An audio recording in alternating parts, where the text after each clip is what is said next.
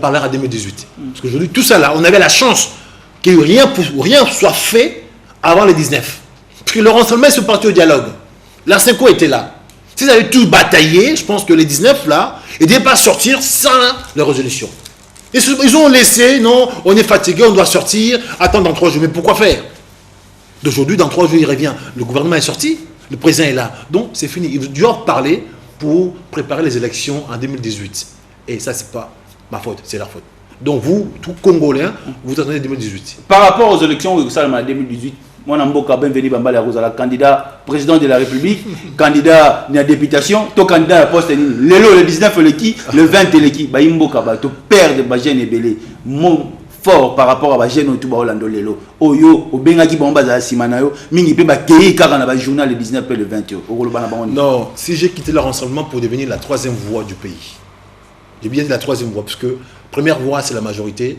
Deuxième voie, c'est toute l'opposition, le renseignement que je faisais partie. Si je suis quitté par là pour être le 3e voie, qui doit parler pour la jeunesse? Aujourd'hui, au Congo, nous comptons pour 3 voix. Il y a la majorité, l'opposition et moi, MJC. Et ça, vous allez savoir en 2018. Pour le moment, nous voulons grossir, prendre l'ampleur. Est-ce que cette 3e voie la pèse? Mon cher ami, vous saurez bientôt. Parce que nous, si on était à la place de nos grands frères aujourd'hui, le 19 décembre, là, le mot d'ordre, on devait le donner, monsieur. Parce que nous, on n'a pas froid aux yeux. On devait le donner. Mais la violence n'est pas bantou. C'est la violence n'est pas bantou. C'est pas la violence, monsieur. Oui. C'est pas la violence. On avait le droit de sortir et marcher. C'est constitutionnel, monsieur. On avait le droit d'être dehors. On avait le droit d'être dehors pendant 3, 4 jours, 5 jours, une semaine, 15 jours. On avait le droit. C'est la Constitution, monsieur. On avait le droit. Même s'il y a des morts, on avait le droit. Qu'est-ce que vous projetez aujourd'hui par rapport à l'avenir de notre pays? On veut un combat hier pour que vos enfants méritent mieux. Que vos jeunes filles, que demain, qu'il y a l'école, que demain, il y a un salaire. Demain, que nous puissions vivre chez nous, construire, produire. Que vous ne venez pas en Europe 15 ans étant que sans papier. Nous, on est passé par là. Donc, il fallait peut-être que nos jeunes gens vivent mieux chez eux. Le Congo, c'est un pays prospère. Il y a tout. Pourquoi nous partons en Europe faire de sale boulot? Il y a tout ici, monsieur. Mon cher ami, moi, ça fait 25 ans que je viens en France, 15 ans, j'ai les entreprises. Dieu merci. Mais souffrance, ça peuple congolais. Il y a bien, on est bien venu Bambaye. On l'a visité un belé na poto. Alors, c'est pas faux. Oui. Ça fait 25 ans. Pour la première fois de ma vie, je suis resté plus de 8 mois au Congo. Car 8 mois, on dit comme j'ai bien dit, j'ai dit pour la première fois. Oui. Mais il faut un débit. Quand je venais au Congo, je venais pour 1 mois, 2 mois. Mais là, pour la première fois, je fais plus de 8 mois.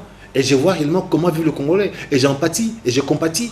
D'aujourd'hui, je dis clairement que si on peut apporter un changement, sincèrement, c'est notre devoir en tant que humaniste, en tant que panafricain, en tant que combattant, en tant que patriote, que mon peuple vive mieux chez lui.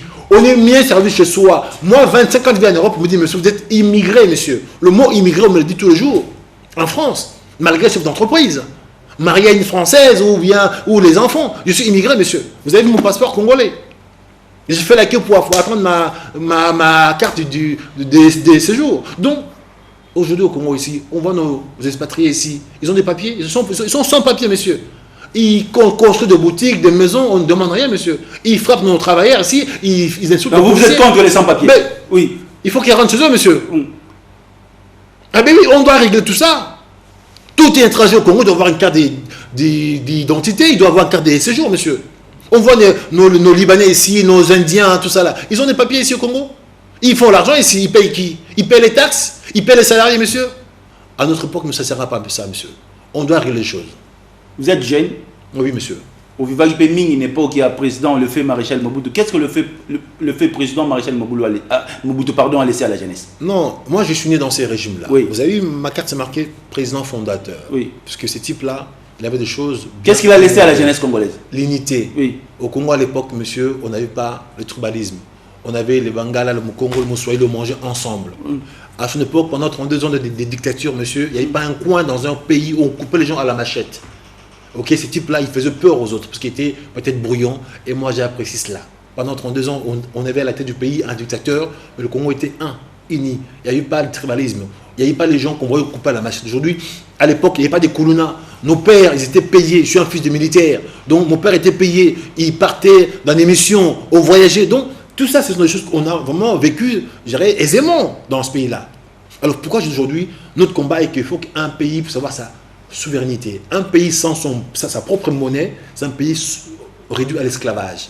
Pourquoi aujourd'hui je mets ce mouvement en France? Il faut que l'Afrique revient aux Africains, qu'on arrête de manger des francs CFA, qu'on arrête de courir le FMI, qu'on arrête de courir à chaque fois le Banque mondiale, puisqu'on a tout ce qu'il faut ici pour vivre chez nous dans nos pays d'Afrique. Mais malheureusement, nos politiciens, ils n'ont pas cette expertise. Nous, on a compris ça. Donc, on veut ramener cette expertise chez nous. Kadhafi, il avait compris. Ils nous ont transmis, on sort de cette même école. On veut aujourd'hui que l'Afrique devienne africain. C'est possible aujourd'hui. Si aujourd'hui nous avons la communication, c'est grâce à qui? C'est grâce à Kadhafi. Nos satellites, c'est lui qui l'a pu les payer. Donc aujourd'hui, l'Europe que moi j'ai vu, il fait tout pour que nous restons, je dirais, sous leur coupole. Il faut que nous sortions de là. Et quand on veut sortir, nos chefs d'État, nos responsables, ils nous remettent dedans, parce qu'ils n'ont pas compris le système. Nous, ça fait 25 ans qu'on vit là-bas, on a compris l'Europe. Les Européens sont souciés que nous restons esclaves. Et j'assume le mot. Et oui, c'est vrai. L'Européen, dans toute l'Europe, aujourd'hui, l'Afrique est devenue leur réserve, leur base arrière. Là où il y a ses ressources, c'est le Congo qui a construit la Belgique, monsieur. Regarde aujourd'hui la Belgique et le Congo. Dans quel état? Alors nous, on n'a pas compris, monsieur. Nous courons là-bas parce qu'on dit la mondialisation, il y a le matériel. On peut tout construire ici. Vous voyez la Chine, à l'époque de Mao, ils se sont enfermés. Ils ont construit leur pays. Maintenant, les États-Unis, ils mangent à la main de la Chine, parce qu'aujourd'hui, la Chine a compris. On doit se fermer pour construire chez nous. Ce n'est pas être mauvais. On doit se fermer nos frontières, construire sur place. Le Congo aux Congolais, monsieur. Pour ou contre l'alternance au pouvoir? Mais pour, oui, monsieur. Oui. Votre point de vue sur les élections aux États-Unis d'Amérique? Ben, sincèrement, c'est à l'époque, j'ai soutenu Barack Obama, puisque pour nous, quand même, c'était un homme noir qui rentre au palais. Pour moi, c'était quelque chose, quand je pense à Martin Luther King, je pense à tous ces grands hommes qui ont battu l'histoire dans ce pays-là. Barack Obama, c'était pour nous, montre quand même que l'histoire devait changer. Mais dans sa politique, il n'avait pas les mains liées. Parce qu'aujourd'hui, comme je dis, l'homme blanc, l'homme européen fera tout pour nous mettre le bâton dans le roue. Puis malheureusement, les Américains locaux, ils n'ont pas compris sa vision. Parce qu'il était peut-être trop intellectuel. Parce qu'on dit, oui, c'est vrai, il a 2 enfants, et c'est pas un mec qui a 15 enfants comme nous. Donc, il était strict, puisque on veut des gens responsables aujourd'hui. Quand un homme qui a 6 femmes et 50 enfants, comment voulez-vous déjà éduquer les enfants? Donc, vous voulez que vos enfants soient sortis, mais souvent déjà, vous faites les enfants, je dirais, à la pagaille. Donc, concrètement, vos enfants ne pourraient pas s'en sortir. Soyez déjà responsables chez vous à la maison pour que vos enfants demain puissent émerger. Au lieu d'en avoir 10, faites 3, 2 pour le suivre. Donc, on voit des gens aussi qui ont un minimum savoir. Pourquoi la population congolaise, ils sont réduits un peu dans le bêtise? Parce qu'aujourd'hui, on est frappé par les distractions. L'école n'existait pas. Les transmissions, ça ne se fait pas. On a les Nganda partout, les églises. Dieu ne descendra pas, monsieur. Il faut arrêter tout ça. Faut que, malheureusement, on est focalisé. Je vais prier pendant 15 jours et gêne. Et demain, je ne vais pas travailler. Tu n'auras rien, monsieur. Prier 5 minutes, va travailler toute la journée, tu gagneras l'argent. Vous êtes contre la prière? Non, monsieur, je prie, monsieur. Chrétien? Oui, je prie, mais 10 minutes, ça suffit. Oui, aujourd'hui, si on vous posait la question, mon Mboka Bienvenu Bambale, votre analyse sur la gestion de la ville-province de Kinshasa. Est-ce que notre ville-province est bien gérée ou est mal gérée? Non, malheureusement, nos gouvernants, ils en profitent, eux. J'assume le mot, ils en profitent. Mais ils ne font pas des choses pour la population. Au Congo, aujourd'hui, ici à Kinshasa, on a des endroits pour créer des logements sociaux. Je vois des petits centres qui se créent, des cités telles, nommées au nom de quelqu'un, des bâtiments avec le loyer $1000. Non, on n'a pas besoin de ça. On a besoin de créer des logements sociaux pour que peut-être les gens de Kingasani sortent, créer un peu des tiroirs. Donc, créer première ceinture, deuxième, troisième ceinture. On a de la place. Mais malheureusement, en place, on n'a pas des gens qui ont des idées. On voit des bâtiments construits, je vis à Bandal, là, des bâtiments sprit jeu, tout ça avec des montants de loyer $2000. Mais qui va le payer? On a besoin peut-être que nous puissions nous aider, créer des logements sociaux pour faciliter des jeunes couples qui se marient avec un loyer peut-être minimum de $50, pour créer quand même une nouvelle classe sociale. On a les espaces, tout ça là, mais malheureusement, les politiciens qui sont là, ils veulent faire de l'argent. Ils sont tous commerçants. C'est ça qui tue le pays aujourd'hui. Donc s'ils veulent peut-être penser à la population, ils veulent construire des maisons, logements sociaux pour des jeunes couples. On dit voilà, on vous donne ces maisons avec une recommandation, faire que 3 enfants dans ces maisons-là. Quand il y a 4e, vous quittez la maison, vous allez chercher ailleurs. Donc on pourra créer une nouvelle ville comme ça. Des maisons construites avec 2 chambres, 3 chambres. On dit voilà, ça c'est pour le célibataire, ça c'est pour les étudiants, ça c'est pour 3 enfants, 4 enfants. Donc on peut commencer à éduquer les gens par rapport à là où ils vivent. C'est faisable, mais malheureusement, nos politiciens, ce n'est pas leur structure, ce n'est pas leurs idées. Ils sont là, oui, ils prennent l'argent. Je vois des cités par-ci, cités par-là, avec le nom de ces gens-là. Mais c'est notre argent, monsieur. Combien gagne le gouverneur, combien gagne le président de la République pour qu'on voit des maisons par-ci, par-tel. Monsieur, ça pose un problème de la gestion. Est-ce qu'aujourd'hui notre jeunesse peut se retrouver dans la politique? Ça, c'est la dernière question pour clore le vie. On a l'obligation, pour clore l'émission. Sincèrement, Oui. mes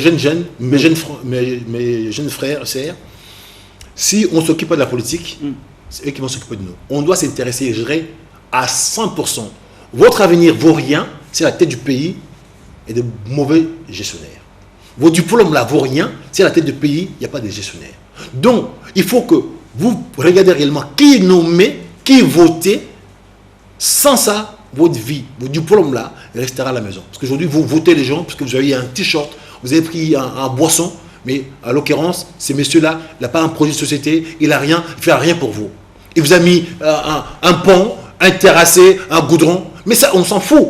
On n'a pas besoin de ça, on a besoin qu'ils ont des projets réels, qui passent des choses réelles, durables, pas de trucs éphémères, de poudre aux yeux. C'est pas ce qu'on a besoin. Et malheureusement, aujourd'hui, le jeune Congolais, il est plus regardant. Il voit seulement 100 $ par-ci, 1000 francs, il applaudit, et puis on vit jour après jour. Ça pose problème dans la gestion future. Merci. Votre dernier mot de la fin par rapport à notre émission de cet après-midi. Alors, mes jeunes citoyens, je pense que j'ai été clair avec vous, je n'ai pas fui vos questions. Le MVC est là pour éveiller le conscient de la jeunesse congolaise, parce que nos pays, c'est les seuls que nous avons, c'est le Congo. On doit s'intéresser. Sans une bonne gouvernance, le Congo ne sera pas à nous, ce ne sera pas à vous, ce ne sera pas aux autres, parce que les autres qui vont en profiter. Quand on voit aujourd'hui les expatriés qui construisent, mais vous-même, vous êtes là, sans maison, sans rien. J'aurais voulu que vraiment la donne change. Intéressez-vous à la politique. Venez nous voir. Nous sommes une partie vraiment d'éducation qui fait l'éveil patriotique. Nous ne sommes pas là un parti qui vous donnera l'argent. On ne donne pas l'argent. On n'a pas l'argent, monsieur. On vous transmet les savoirs. Comment se comporter un jeune garçon, une jeune fille. Vraiment devenir un homme responsable d'abord chez soi pour prétendre un peu être dans la société. Tout ça là, on a l'expertise. Nous sommes basés sur Congo 147, commune de Kinshasa. Venez vraiment, je dirais, intégrer en masse, puisque dans 18 mois là, on doit faire le tour dans ce pays. Merci. Pouvoir, on doit l'avoir. Nous sommes arrivés à la fin, c'était Point de Vie. Aujourd'hui, on avait la présence de Bienvenu Bambale Moko. Il y a Imboka Mboka Nabiso, il y a Wuti Poto, Moko, il y a diaspora, mais le azo combattre, combat les positifs. Aza Moko, il y a Mboka opposition, ou Azagi na rassemblement, le Azali Chouana, il y a commis président à la troisième voie, le but au PCP chance par rapport il y a combat azo mené parce que lobby pouvoir et vous avez na maboko na yeto comme na suka. Ce qui se plaît une émission, il faut bolo. Merci l'équipe technique, na Miché. Na Tade, na Gigili Sanga, sans oublier Boris, Nawej et mon directeur Trésor Yala. À toutes les personnes qui étaient scotchées Simonté au programme de la radio Télémessage de vie, restez scotchés Simonté. Le propos tenu n'engage qu'un invité. Ciao. Merci.